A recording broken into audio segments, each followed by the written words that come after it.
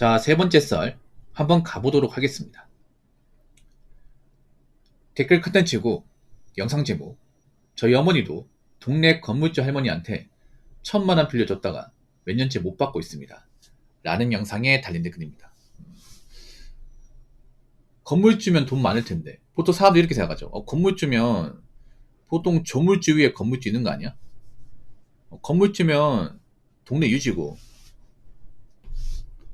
가지고 많을 텐데 왜 저 1,000만 원 못 갖지 생각하는데, 여러분, 건물주도 건물주 나름입니다. 우리가 알고 있는 일반적인 건물주는 다 빚쟁이에요. 엄청난 빚쟁입니다. 예. 정말 돈 많은 건물주는 얼마 안 됩니다.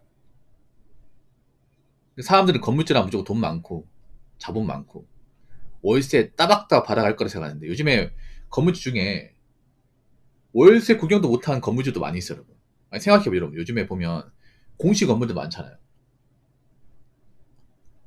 그 건물주는 얼마나 애가 탈까요? 그 사람도 대출 받아가지고 돈 빌려서 땅 사고 건물 짓고 다 했을 텐데, 그럼 사람이 들어와서 살아야 될 거 아니야. 아니면 가게에 뭐 장사를 하거나, 그래서 뭐 임대차 계약 맺어가지고 월세 받아야 되는데, 요즘에 그런 건물이 많이 없어요. 이게. 건물주는 속이 타겠죠. 여러분 아시다시피 요즘에 뭐 신축 상가 그 이제 비싸게 분양받았다가 피 보는 사람도 많잖아요, 여러분. 뭐 대표적으로 시흥의 거북선 같은데 예, 거북선. 그거 봐봐요.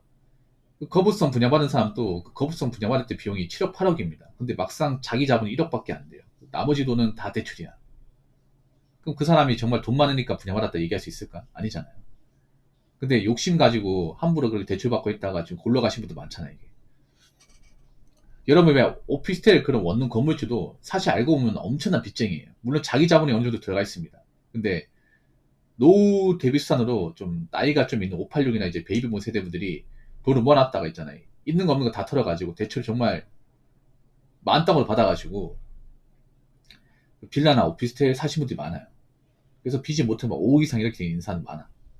근데 문제는 이제 그 갚아야 될 거 아니에요. 그렇지 않습니까? 뭐 월세 당연히 나오죠. 원룸 사는 사람도 있어요. 월세가 나오는데 막상 월세 받아도 이것저것 떼고 나면 남는 게 없어요. 은행 빚 갚고 하면 정말 남는 게 없어요. 그냥 연명을 사는 거예요, 이게. 어.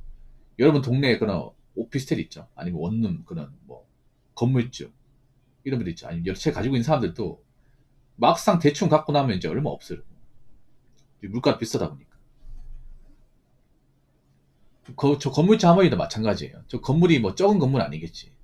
근데 건물 말고는 없는 거예요. 쉽게 말해서. 예. 저 할머니가 건물 말고는 없는 거예요. 그래서 저 건물에 입점해가지고 뭐 살고 있다거나 아니면 장사하시는 분도 있으면 월세는 맞겠죠. 근데 월세 받으면 저 건물 대출받은 갚아야 돼. 갖고 나서 생활비 내거나 남는 게 없어요. 이게 갚기 싫어가지고 못 주는 게 아니라 남는 게 없어 못 주는 거야. 예. 그래서 여러분 아셔야 되는 게 건물주라고 무조건 현금 많고 부자인 게 아닙니다. 예. 요즘에는 건물주들이 더 힘든 사람들 많을 겁니다. 무턱대고 있잖아요.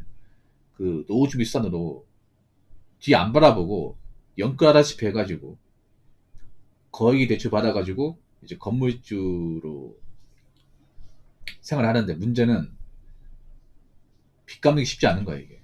예. 그리고 이제 각종 구입이 올라가서 보통 건물주분들 있잖아요. 맨 처음에는 업자 불러 고치는데 나중에 자기가 직접 고칩니다. 왠지 아세요? 업자 부르면 돈이거든. 돈이 엄청 비싸단 말이야, 이게.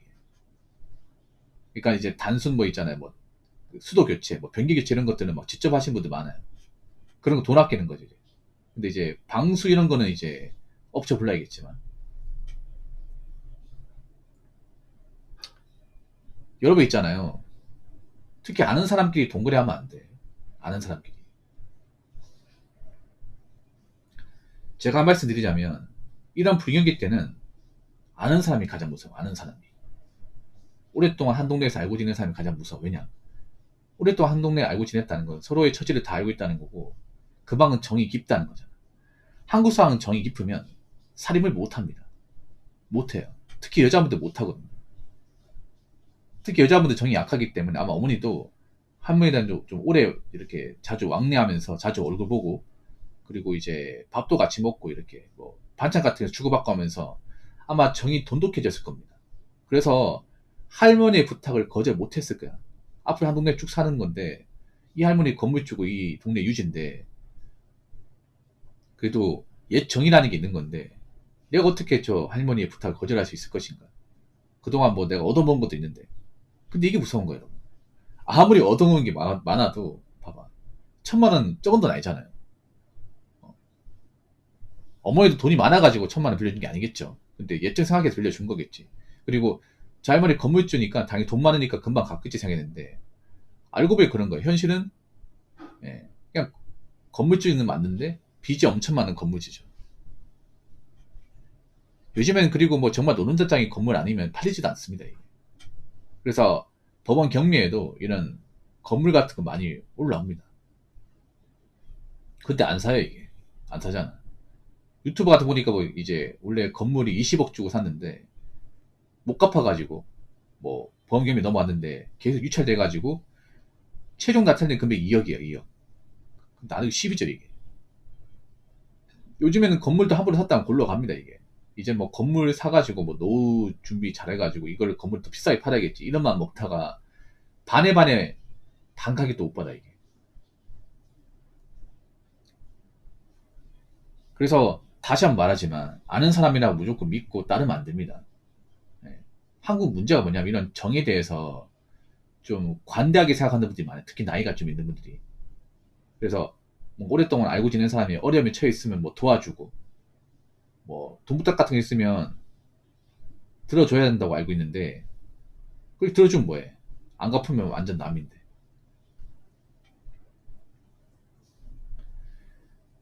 자, 댓글 한번 읽어보도록 하겠습니다. 돈 빌리는 사람과 빚 갚느라 현금이 없는 사람은 현금 가치 떨어진다는 말 하지 마세요. 돈 없어서 남한테 민폐 끼치는 사람이 가치를 논하고 그런 사람들이 많아요.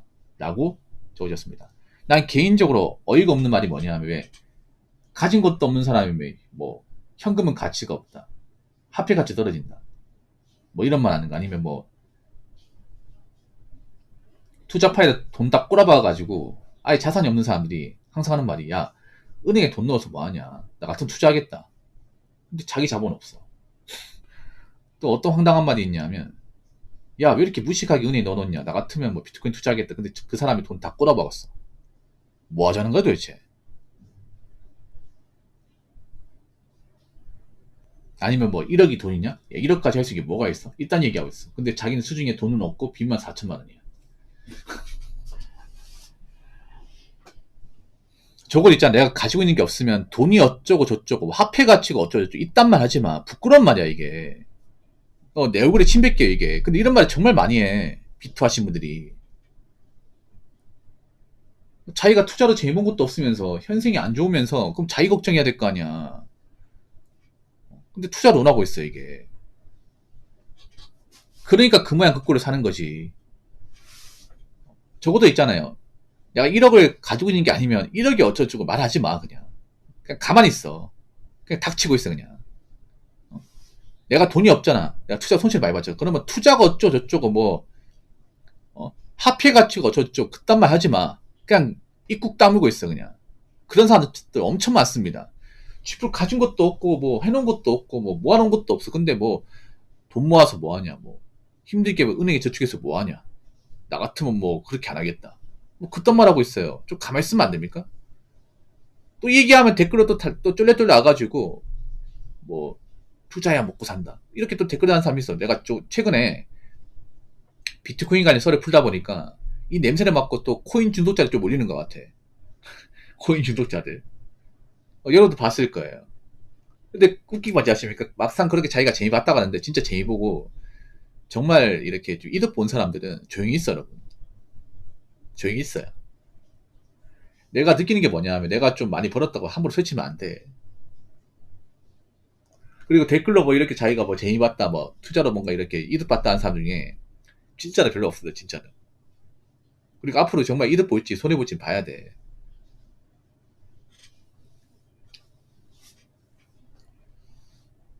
사람이 돈이 없으면 좀 엉터리 같은 말을 많이 해요. 가진 게 없으면.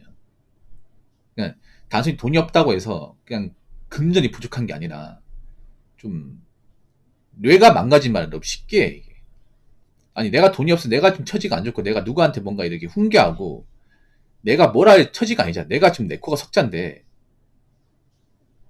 내가 누구한테 뭘 합니까? 나부터 먹고 살고, 나부터 지금 문제 해결해야지. 나보다 돈이 없으면 빨리 돈 모아야 될 거 아니야. 내가 돈이 없는데 돈 모은 사람한테 그딴 얘기해서 무슨 소용이 있습니까, 이게? 누가 그런 말 귀담아 듣겠습니까? 아무튼 내가 뭐 가진 게 없다. 내가 능력이 부족하다. 그리고 내가 뭐 투자 같은 건 손실을 봤다. 그럼 어디 가서 뭐 화폐가 어쩌고 현금이 어쩌고 하시마 그냥. 그러다가 혼납니다 그냥. 가만히 계세요. 아시겠죠? 자, 이상으로 세 번째 썰 마치도록 하겠습니다.